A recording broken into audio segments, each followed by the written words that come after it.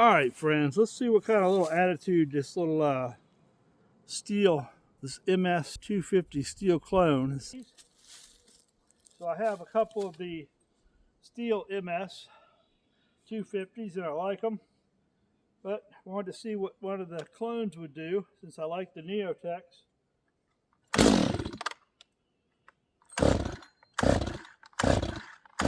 What did I do? Flood it? Nope, went down one. Flood it now. I flooded it.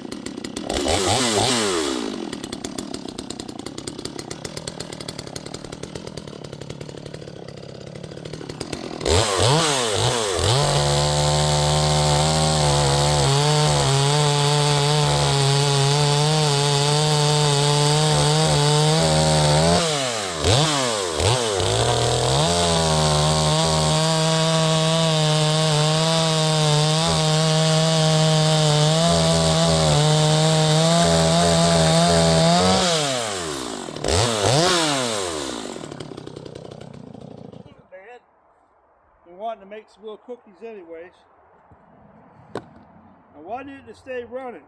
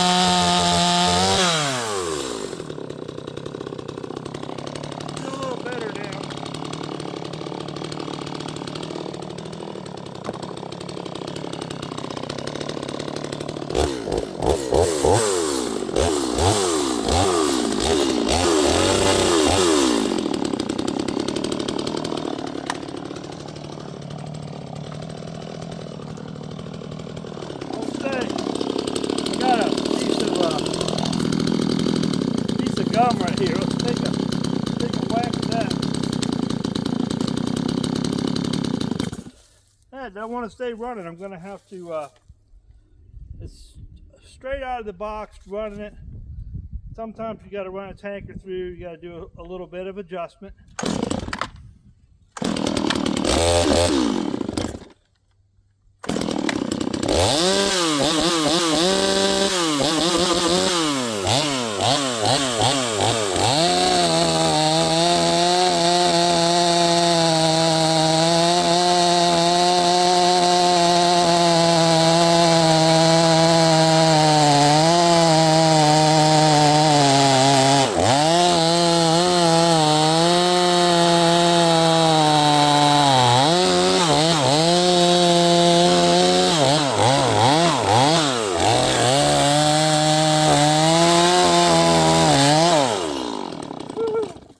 Yeah, it needs adjustment, that's for sure.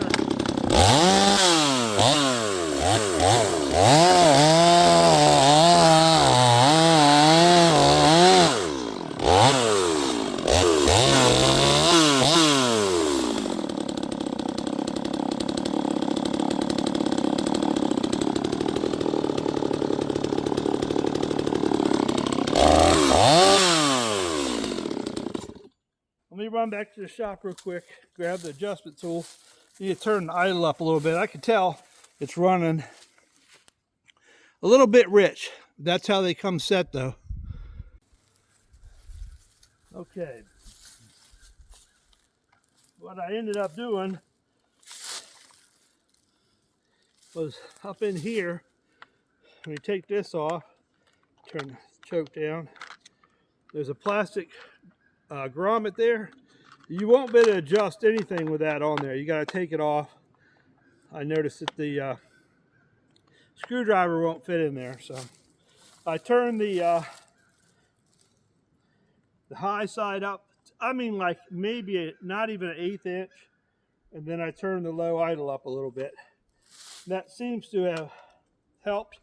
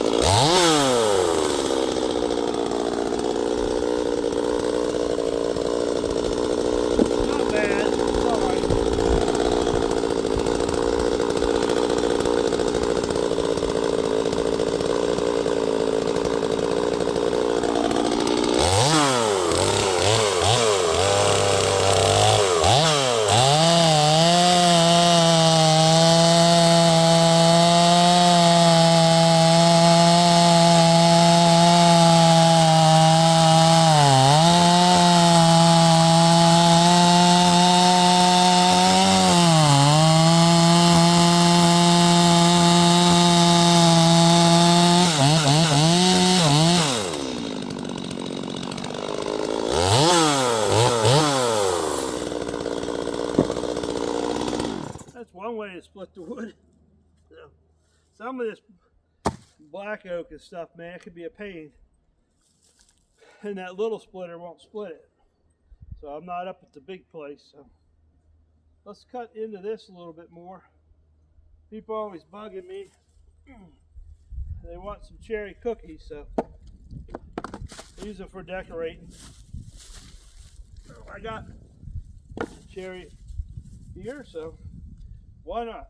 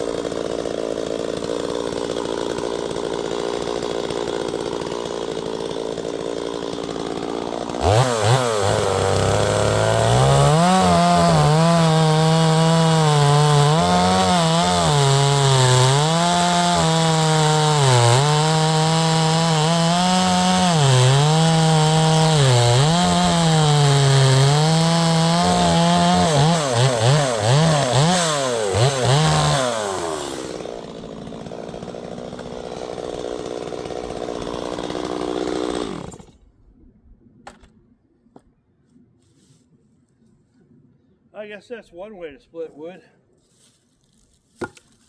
Cherry is a lot of fun to cut. But that's just ripping that little saw. That's the first tank of gas. Usually takes 2 or 3 tanks. Go through it, and you might have to adjust it again. But it seems like it's going to be a good little saw. Pretty much runs just like my steel does. I don't have any issues with it. I'll make a few more cuts and then we'll call it good. A lot of times this gum, I don't get very big gum logs, so a lot of times I can just cut it up with a saw. Doesn't take that much longer. I like it light.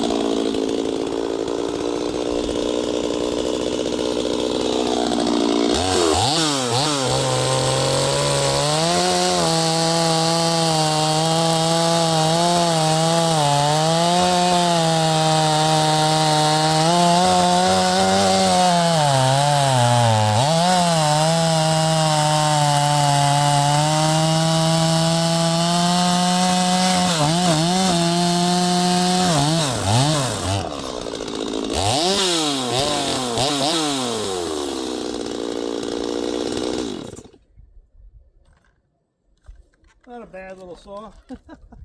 And down she goes. Yeah, some of this black oak is spalty. I got 2 logs in there getting spalty, so we'll be cutting those up for some cookies here for too long. Making some of those into woodworking projects.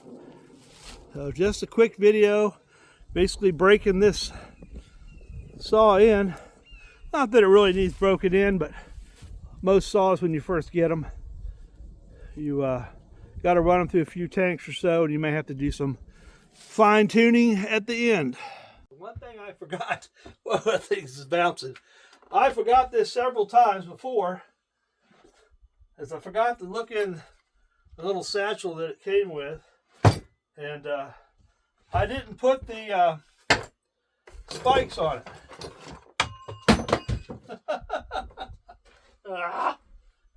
It's one of those days, you know. One of those days. And I cut my head off again in the video. Yeah. It's just... So, I forgot to put the dogs on it. I don't know why. I get video and sometimes I lose track of what I'm doing. So, I'm going to put the dogs on it. And maybe I can finally eventually get a holder for my phone, so I don't have to have my head cut off all the time. It's hard to get a good wide screen view on your phone sometimes, on the front facing camera. Alright, maybe that's better. So I need to build some kind of a crane or something that has a big pivot on it and arms that you can kind of like reach up and move the camera around the shop. I've got a few that have mechanical springs that go this way, and the top goes up and down that way, but nothing that like pivots around. So we'll put this on here. So as you saw in the video, I got it running better. And I will say every single one of these saws I've gotten, I mean, even the steels, I had to, after I ran a tank or 2 through them, I always had to do a little tuning. It's pretty normal. You know, as they break in, the rings break in, the piston breaks in. I know they run them at the factory, even like steel, but they don't run them that long. And they don't really run them into wood and stuff like that. Anything that's going to really,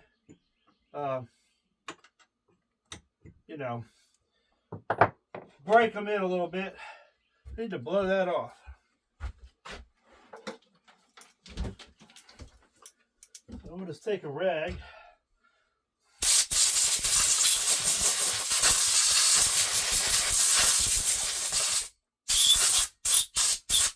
I always check this little port right here where the oil comes. I've seen machining debris. There's a little bit of machining debris.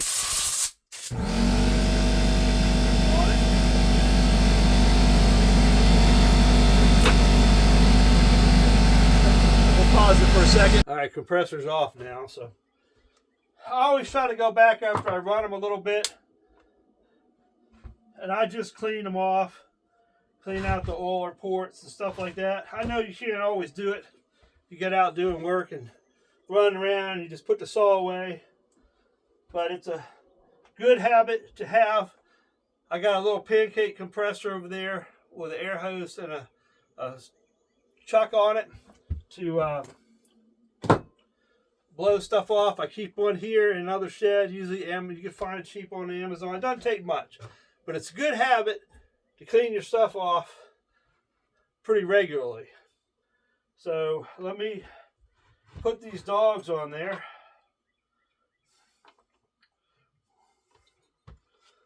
So they all come with them. I just, well, my goofy butt didn't remember.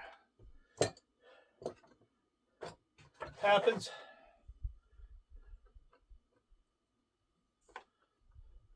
That need to go in there, right? Am I putting it on there right? I don't think, no, I'm not putting that on there right. See, look at that. Look at that. Put them on upside down. That'll work really good. That will work wonderful. Not. Trying to get the thing to start threading in there. You got to watch it because it's just plastic, and these are just like coarse threads. So sometimes you got to back out a little bit, then go in there a little bit at a time. If it looks crooked, don't keep forcing it. I usually can hold it with my hand like this, like it's trying to get in there crooked. Get it started straight. Come on now. There we go. I'll put this stuff at the end of the videos. Call it bloopers, call it whatever you want to call it. Afterthought, aftercare. There we go. All right, I've been redeemed. I put it on there. I lost the tip to that. I lose stuff. All right, so there's something else I wanted to point out too. Once I put the bar back on there, as it says, this bar says it is a 16-inch bar.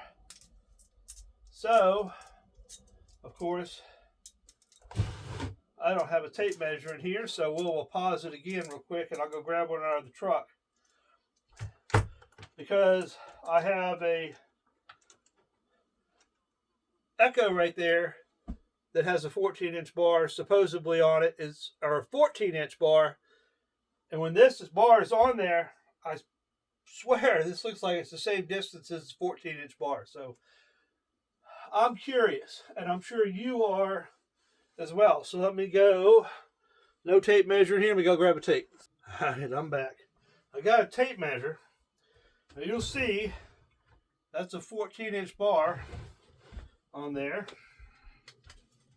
or what they're calling a 14. So it's about 13 and a half, and that's about right. Usually it's about to the first nut. The first stud hole is where the nut is 14. So let's set this aside. I got a couple of these. I got another one of these Echo 310s coming. I got off eBay, and hopefully it's decent. We're going to have a little fun me and a couple of buddy of mine who cannot carve. We've never carved with a chainsaw ever. We're going to do some fun competitions and try to become wood carvers. And we're going to set up booths, and each one of us we got to have a drawing. We'll probably use a whiteboard. We'll put a drawing at the edge of the booth of what our creation is supposed to look like. And then we're each going to be separated where we can't see each other. And we got 1 hour to carve something that looks as close to the picture as what we made. It's all for fun. We may discover we're actually good at it. Who knows? We'll find out. So let me get this in there. Let's take a quick measurement here. I'm curious. From the tip to the furthest point on the slit here is 15 inches. So now obviously as the chain and bar wears out, the guide bar goes in and out, so that measurement can change. But usually it's within a ½ inch. So I can't get this thing. It doesn't want to go on there with the bar, the chain, for some reason. That's the one thing I did notice about this. It's like normally you can put your chain on there all the way loosened up, and that goes on there. And there we go. It's really close. I mean, like really, like a little closer than I'm used to. All right, let's get this cover on there. Aha. Get the cover on there, and we'll tighten it up and see what the measurement is. Because it sure feels like I'm reaching more than I normally do on my other my steel MS 250. So, and that may be the case. I got to go up there and measure it. I'm almost positive there's an 18-inch on that. So Neotec doesn't make an 18-inch bar that I could find. Come on, Scratch. It's hard to get it started sometimes. Alright. I gotta remember to tighten them. I can't stop and measure it, because then I'll forget I didn't tighten it. And I'll be out there and I'll lose a nut. And we don't want to lose any nuts. I will say that back stud, just like the other guy talked about, is a little questionable. Now, part of the reason I like getting these clones of either a Husqvarna or a clone of a steel is you can go get upgraded parts if stuff breaks and you want to upgrade it, and that's really nice. So you'll notice most of my saws, even if they're 2 or 3 years old, they still look similar to what they look like when I bought them, other than normal wear and tear. All right, let's see what we got. So we got 14 3/8. So yeah, it's a little longer, but not much. So that they're saying that's a 16-inch bar. That's a 14-inch bar, and I got 13.5. And like I said, I got 14.5. So I'm supposed to have 2 inches of gained length, but I only have basically an inch. So, you know, you may go out and buy a steel bar and chain, and the steel bar and chain, the steel bar may be a little thinner, but longer. So, just because it said it was a 16-inch doesn't mean that's not going to be your cutting. So, and I have noticed that on all these, even this other Neotec and other ones, they always state that things are bigger than they really are. Where would they get that from? So, you know, it'll work, but I'm definitely going to go try to find a 16-inch bar. And something you're also going to notice with the Neotec or the Asian saws is their guide bars are going to be, in this case, it's .0063 for your guides. I think this one here is that's a 6.3, and my 68 cc is a 0.53. So you got to run these chains with these bars. You don't have to change the sprocket, but you could go get a steel bar. Like I have a 32-inch steel bar back there for that one. You can go get a bar for it and run the 0.05 guides in the other bar. You don't have to worry about the sprocket. That's no big deal. So you can do that with all of them. So, all right, now I got me some grabbers. I was doing that, and it was like, I look back and I'm like, hey, why is this plastic all wore out? Well, where's my dog at? I was like, it better come with the dog. I know my steels have the dog on it, so yeah. I just noticed something too. Ding dong me, I got the daggone dog upside down on that saw. Dang. What can I say? I make mistakes. I'm human. I'm not AI. I'm a real human. Promise you that. One more thing.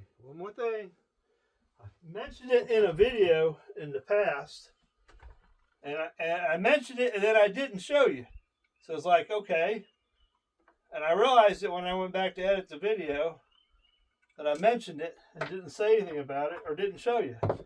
So this is the 380 clone I got here that I put a little bit of work into, a little working time cutting up. So right now it's got a 25-inch bar on it, and I got to fix the dogs. Like I said, I didn't put them on there right. So I mentioned it in another video, and I didn't show it. Let me get the chain to come off of there. Is about these bars and them wearing versus or compared to the steel bars as far as them lasting longer. So let me just clean it off while I'm here. So I have probably 15 to 20 hours on this bar. A lot. Now I keep these tips oiled using this. They have a little hole right there. That's really important. That is key. And I have a steel bar behind you, so I'll grab that. That goes on this. So that kind of gives you an idea about the wear. And like you don't see any flaring out the top or anything. So to say that these bars and chains aren't any good, these are both the original bars and chains. So let me take this one out because I've had this one for a while. And this one I've used a lot more. I've had this on this bar, on a chainsaw, not just this one. I had it on my 466 for a while. So I had a Holtz Forma, and then I ended up buying the a Neotec bar because I got a deal on it. So you can see it, and you don't see any flare at all. Hardly any wear on it. The tip's got a little teeny bit of flaking. Just, I don't know if I can see it. You can see it in the camera. Just a little teeny bit of stuff peeling off there. And I mean, I'm talking about like all last season, a whole firewood season, cutting trees. I think I got pinched a couple times. So if you ask me if these bars are any good and will they last compared to steel, well, let me reach in here behind you real quick. All right, now this is the steel. This is a 32-inch bar and chain that I only use on like the pecan and a few other, the red oak, when I was just cutting those bigger cookies. You can see the burning and discolorization of it, and it has a little bit of flare in the screen. It's starting to flare out there a little bit on it. And like this bar hardly has any use on it, and it's all discolored, paint starting to come off and stuff like that. But I couldn't find a 32 And they don't make a 32 in the Neotec or the Holtzform or whatever. So I had to go with that, and that is just for doing specialty stuff, not really cutting trees down. So I'm sold on their bars and chains for sure. And of course, that one's a skip tooth because it's such a big bar. I always run a skip tooth. It's a little easier on the power head. So there's some more information at the end of the video. It made the video a lot longer. And if you didn't stay to watch the end of it, you missed some good sales points and things I meant to point out that I liked about these saws. But this saw needs to be cleaned up. I put it away dirty, and I try to clean them up.